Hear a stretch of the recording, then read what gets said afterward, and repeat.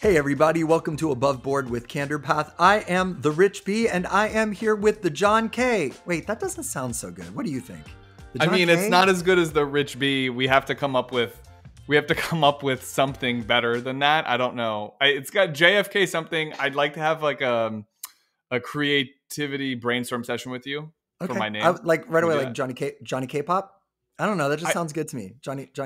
No. Well, Johnny, we'll think on it. What I know for certain will happen is it's going to hit you at like 1 a.m. and you're going to text me with it, and then you're going to push the text through because I'll be like silenced notifications, but you like to do that to me, and that's I've only okay. done it. Okay. Well, and there's a story behind that because so in all fairness, like John would put his like text in his phone on do not or notification. What's it called? Do not notify or notifications silence mode. I don't know. I always thought that was for everybody else. I didn't know it applied to me. Like, I just felt like John, of course, anything I would have to say would be desperate to hear it. But I don't do that anymore. I respect it. And I would only do it if it was like, if I ever do it, it's an emergency. So today's topic, and so by the way, welcome me back. Hello, I've been gone forever. Welcome back, baby. Dang. For real though. I need me. I miss you guys, but I'm so glad to be back. Miss Matt, but it's okay. We can't have all three of us. It's just too much. So the two of us is better than none of us, and the two of you is better than none of us. So someday it'll be the three of us together. The three amigos. The three amigos. So today we are going to talk about the poison of perfection. Oh, I think that should have some like music afterwards, right? Like, well, let me do it again. Maybe you can edit some music in. Ready? I gotta go. Today we will talk about the poison of perfection. So if there was no music, baby. If there's no music in that for some reason when you're listening to this, it's just because John can figure out how to do it.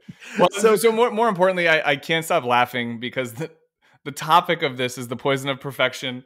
And this is now our second time recording this. Actually, third, really, because of technical difficulties. And then the internet went out. And so, I mean, you can't do anything but laugh in that circumstance. So literally, John and I were like a solid 10 minutes into our podcast, and then his internet crashed. And that was the second thing happened, because the first thing that happened was that when I was on, for some reason, it said offline. So we had to double check to see. So we are literally realizing the reality. This is God's way of showing us this was the topic to talk about today. Yes, so let's go right into, because that's just a lot of people that listen to us. It's a mix, right? It's many of my followers on social media who I just love. I have the best folks in the world. By the way, I have to tell you what happened to me in the Bahamas. Did I tell you what happened to me in the Bahamas? No. Remind me to tell you what happened to me in the Bahamas. Okay. Don't forget, because everyone's going to be listening. If we don't do it, we're going to get hate. People are going to be like, Rich never went back to it, because I have ADD and I forget stuff. Making notes. But it notes Bahamas. Just put down Bahamas. So we have a lot of people listen to us that are from my social media following who are awesome. And then we have a lot of people that are from your world and the financial planning world from Candor Path. So, also awesome. Awesome. So would you say that in your world of financial planning that people expect perfection? Maybe some do, unfortunately. I think perfection defined as what, right? So if we're talking about communication, how we act as professionals, all that stuff. Yes, for sure. But I also think that when it relates to, like, say, the markets, it's easy to have this expectation that things always go up and they never go down. And, and that's fair, because when you invest, you kind of know when you start investing that, it's going to be rocky and things are going to go up and down. But you can't, until you experience that feeling of like this year where the markets have, unless you've been living under a rock, you've seen what we've seen. What? What's recession? Is there some, what? A recession? There's no recession. Interest rates are at an all-time high in recent times. So until you experience that feeling, then you kind of realize, oh gosh, okay, this is what it's actually like. And so if perfection meant things just always go up and never go down, that's a different conversation. That's probably you're working with an investment professional that's not being truthful. That's like a Bernie Madoff situation. You're getting a 50% return for 5 years. Like right. Nothing ever goes wrong. Exactly. So, and then I would say my world of healthcare, obviously people want perfection, right? And they don't want to die. They don't want infections. They want their surgery to go well. They want their cancer to be cured. But what's interesting when you really think about surveys, like when people are surveyed, whether it be in a healthcare setting, whether it be customer service, I want everyone to pay attention to these and look at them very closely. The one, bubble in 1 to 5 or 1 to 10. Look at the top number. It rarely, I'm 55. I've never seen it ever says perfect. It might say very satisfied. It might say excellent. It might say definitely yes, but it rarely says perfect. And yet in our minds, we look at that. There are actually people that when they do surveys go, well, I can't give them a 10 because it wasn't quote unquote perfect. There is nothing. Perfect is so subjective because for you, a perfect meal might be too salty for me. For me, a perfect vacation might be too sunny for you. So perfect is ridiculous. Yet I think we all hold ourselves sometimes to the high bar of perfection. The problem with that is it is such a high bar, it is unreachable. When somebody is always trying to be perfect, they end up feeling less than. You feel like a failure. But to your point, when somebody is just trying to be the very best they can, I think in your team, on your team, you strive for, is it progress over perfection? Is that where you're kind of at? I mean, I probably say it to the team at least once a week, and I think we echo that statement a lot. Whether it's workflows or client experience or this or that, the idea that something will always be set in stone as perfect and this is the way it should be is not a reality. We're progressing to get better. We want to improve, always. And so, yeah, that's a mantra that we talk about a lot is progress over perfection. And I think, for me, if I was going to, so you would probably substitute the word perfect as a goal for progress as a goal. Yeah. And I would say for me, and it's just funny because it's another P word. We're not trying to be like, P word focused here, but I'd say presence.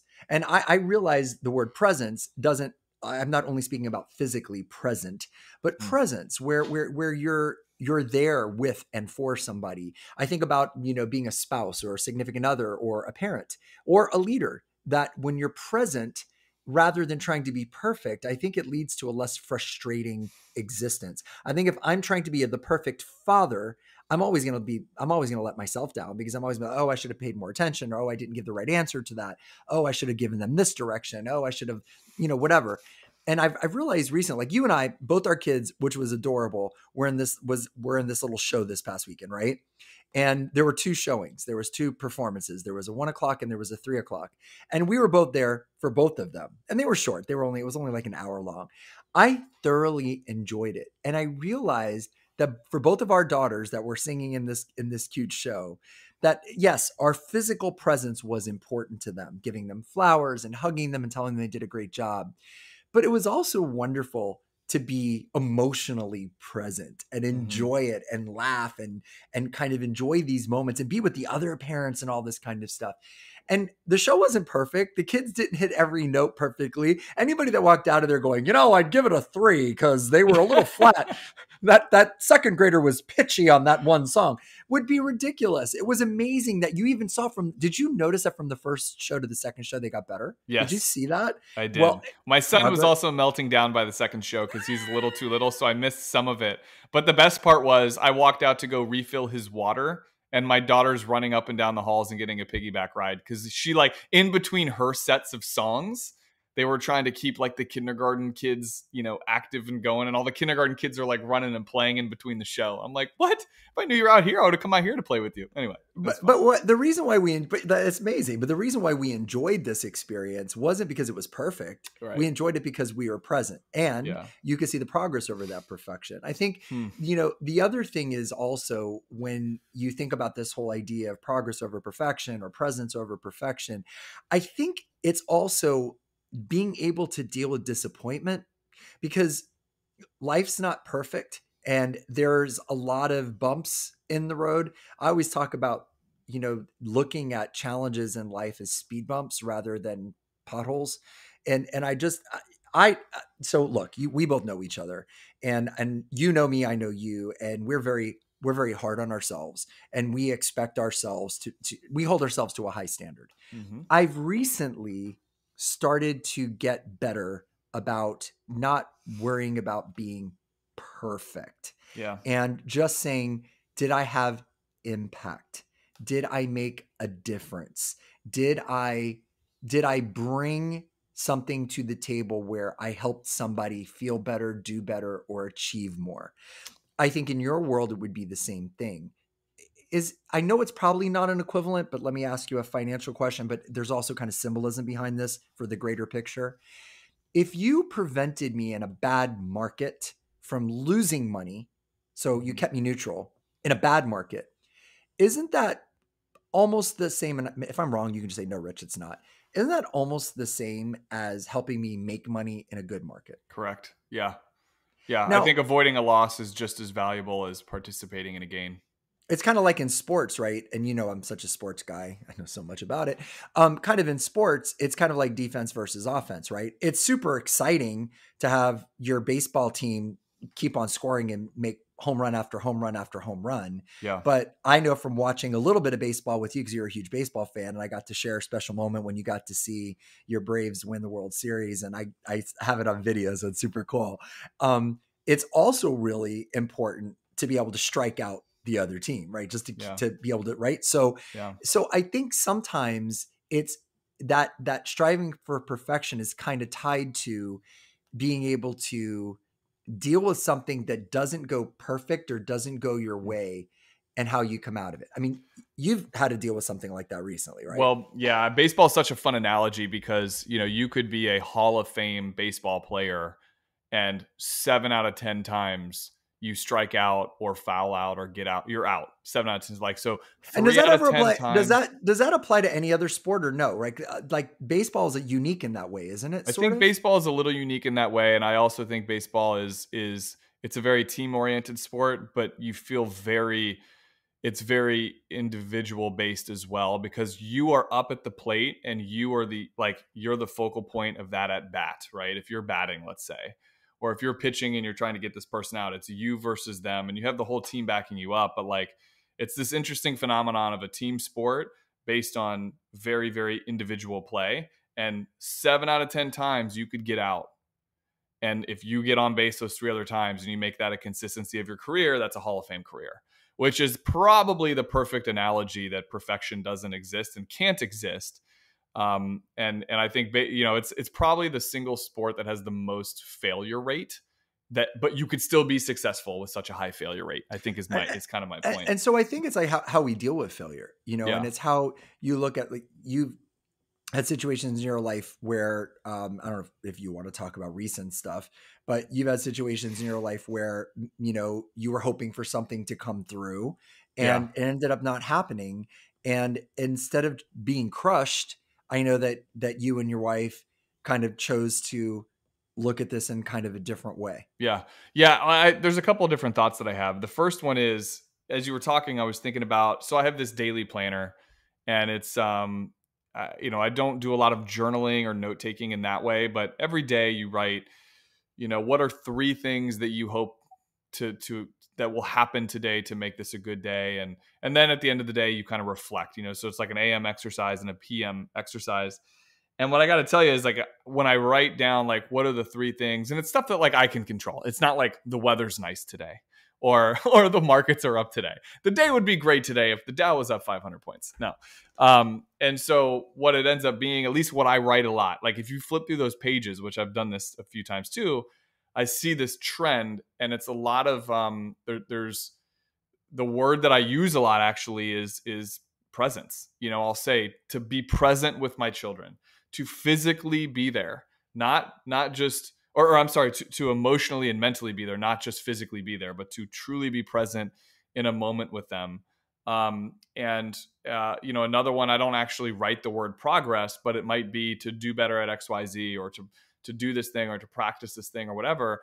And, if you look through it consistently, the thread of what are the things that I could do today to take control of my day and feel good about my day, it's progress and presence. That's actually the theme that's weaved throughout that whole thing, which That's crazy. And I did not know that, honestly. And for me, it's funny because I don't use the word progress in mine as much. I use the word learning. And what I came across, and I put this in one of my talks not too long ago, and I said, you can there is such a thing. So let me just be clear, because I'm not talking about participation trophies here. You can lose. Your team can lose the game. You can lose a client. You can lose a patient, as a surgeon or as a nurse, if somebody passed away that you were trying to save. So I'm not, don't think me ignorant here. I'm talking kind of symbolically, but what I've decided to say to myself is there's no losing, there's only learning.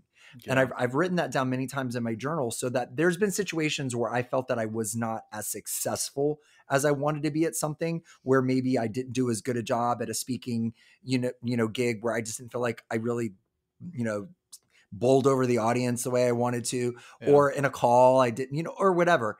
And, or even in a conversation, or even I've had conversations with my kids or something with my wife. I'm like, man, I really lost that. Or, and I said, you know what did I learn from it? So when I journal, I'm big on gratitude. I write down what I'm grateful for. And then I try to write down something that I've learned. What did I learn today? What did I learn today? For example, I'm going to give you an example of something that I learned a while ago. When I'm preparing talks, and I know that you do talks, you give, you do speeches about presentations on retirement and all this kind of stuff. You did one recently, if I'm not mistaken. Yeah. I have found that when I run it through 10 times, so if it's a 1 hour talk, if I run it through 10 times, which is equivalent to 10 hours. Now, of course, not in one day, over the course of, let's say, 5 days before the talk, after I've built it and prepared it. And if I do it 2 times a day for 5 days, so that I can mark off 10 times, 10 hours, that talk will be better than one that I did 3 or 4 times in practice. Yeah. So that came from a time that I did a talk that I had to put together on short notice. It was good, but it wasn't my best one. And I looked back and I saw that I ran it through about 5 times. So instead of feeling like I lost, I said, well, let me double that. And what will that do? So the next talk that I had to prepare when I created new content, I did it 10 times, which some people thought was like, some of my coworkers were like, you do it 10, that's 10 hours. That's legit. Sometimes it's even more than that, but 10 is my minimum. That will be a good talk. That's a very interesting. So I like to hear you say that, because I was going to draw a parallel to a speech that I did last month. And I sit here as we're talking about this today thinking like, we're talking about the poison of perfection and how that's impossible to be perfect and all that stuff. And it's like, it's all stuff that makes sense. And I think anyone listening to this would identify with. But yet, here I am sitting in my thoughts a month ago at the end of a presentation that I gave, driving home from that, sitting at home afterwards thinking like, well, that didn't go as that, I didn't land the close the way I not the close, but like the closing statements the way I wanted to, or man, I should have said this and I didn't say that. And I was going to ask you, which you kind of answered it. So, but I was going to ask like, how do we're talking about this whole idea that there's no such thing as perfection. And it feels nice to say like, yeah, focus on progress, focus on presence. And yet here I am, someone who knows that this all to be true, and yet beating myself up over what was otherwise like a pretty good presentation and conversation. And I got, a lot, people, told me that it was too, but it didn't matter. I didn't feel like it. I didn't feel like it was as good as what I practiced or what I knew I could do. And so therefore not happy with that. And so I think what you shared with, at least in that exact instance, is, okay, well, you maybe, just maybe, hear me out here, but like, as much as we love being positive on the show and all that stuff, there's a time where, in a place where it is okay to maybe be a little upset and to focus on like, how could I have done this better? Sit in that for a minute and then 100%, learn from 100, it and pick up and move on the next day. 100%. It's like I said, even in a survey, you can survey yourself and say on a scale of 1 to 5, how did I do on that talk? And maybe you'd give yourself on that talk a 3.8. And my last talk that I gave, I'd give myself a 7.9, because it was a very small last talk I gave. That there wasn't a lot of people showed up. On a scale of 10 or a scale of 5? Is it a scale of 10? Okay. I thought we were saying on a scale of 1 to 5, and you're like, I'd give myself like a 7.8. I mean, a 15. No, and I gave myself a lower score because I was tired. My internet was like, so it's okay to sit with, like I said, with disappointment. The whole expression again, and there's a reason why expressions stand the test of time. When somebody says, recently, I've heard a lot of people, including myself, say it's okay to not be okay. When I lost my mom last year, it was okay for me to not be okay. I didn't have to be happy that day. It was okay for me to be a little distracted. It was okay for me. And I gave myself some grace.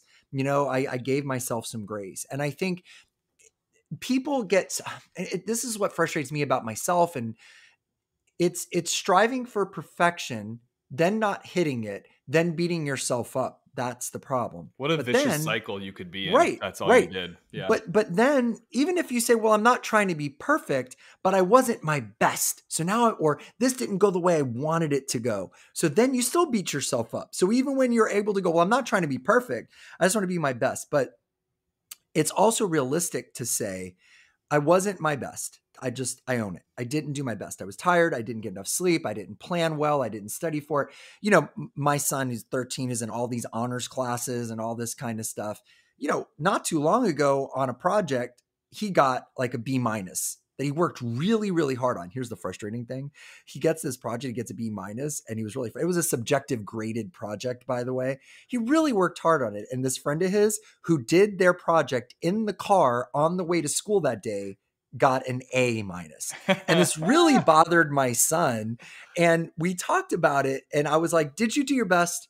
He's like, Dad, I worked my butt off on this. I go, did you really, and he did. And I was like, you know what? You're just going to have to learn that sometimes there's going to be a teacher, there's going to be a boss, there's going to be a coworker, there's going to be an ex that just for whatever reason, it wasn't what they whatever. Funny thing is, you know, he still felt a little bad about it, but he felt a little better about it. And I think that this poison of perfection has to be tied to also being able to sit with that didn't go the way I wanted. That, you know, if you have a client that you have a call with and they go off on you and they're mad at you about, you know, this and, you know, my returns suck and, you know, whatever, and you can't control the market, but, you know, this is a person that just doesn't understand that. And maybe in that conversation, it doesn't go the way you wanted it to go. You have to be able to afterwards sit with that and be like, it's okay to feel like crap right now. But here's the important part. What did I learn? And that's why my journal, I always write down, what did I learn today? What did I learn today? Well, fortunately, we have the best clients on the planet, so that's never the situation, right? But I do think that when you're talking about learning, another word for learning is progress. Like, I think it's so cool that, I mean, this was definitely, we pre-planned the topic of what we're going to talk about, but this is sort of naturally evolved. And I really think weaving in this concept of progress and presence and replacing that with perfection or replacing perfection with those two words is just powerful. So here's what at least for me, this is what I want to leave people with. Yeah. It is okay to strive to be your best. It is okay to strive for that 10, for that 5, for that home run, for that grand slam, for the 100% return, for the perfect speech, for it's strive for it, shoot for it. But when it doesn't happen, be able to be at peace with a couple of things. One, you did your best, because in this situation, you tried your best. Second of all, was I present? Was I there? Was I invested passionately and spiritually and emotionally and physically? And third, okay, didn't go perfectly, quote unquote. What did I learn? What did I learn? Because just like in the book Atomic Habits, it's all about making incremental improvements. If every day you could just get a little better. Luke is trying, my 13-year-old's trying to, he can't pull off a pull-up. Like, he's strong and do push-ups, whatever, but we are going to the gym and working with the machine that puts a little weight. So he's working, and every day he's getting just a little bit better. And I said to him, bro, one day we're going to go in the gym. We're going to drop the knee support. You're just going to grab that bar and you're going to do a pull-up. You're not going to do 50, but you're going to do 1, and you're going to sit at 1 for a while. And then you're going to do 3, then you're going to do 10. It's going to happen. What we want to leave everybody with is this. Do the best that you can and be at peace with that. Give yourself some grace on the days that things fall apart. This is our 3rd recording of this particular podcast. So we are giving ourselves grace that sometimes the computer fails, the internet fails, the Wi-Fi fails.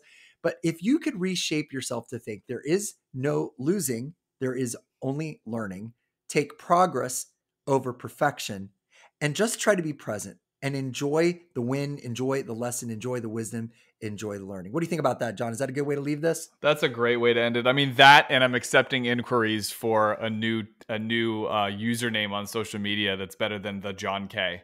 So maybe that too. But I love that. Well, listen, on behalf of all of us at Above Board with Candor Path, we appreciate you giving us 30 minutes and 9 seconds, 10 seconds, 11 seconds of your time. We're grateful for you. And if this wasn't a perfect podcast, we're okay with that, because you know why? We made some progress and we were present and we are excited to be here and we've learned from it. You guys have a great day, and we hope you will share this podcast with other people and let people know that you're checking us out and that you love us, because we love you. Have an amazing day. See you, everybody.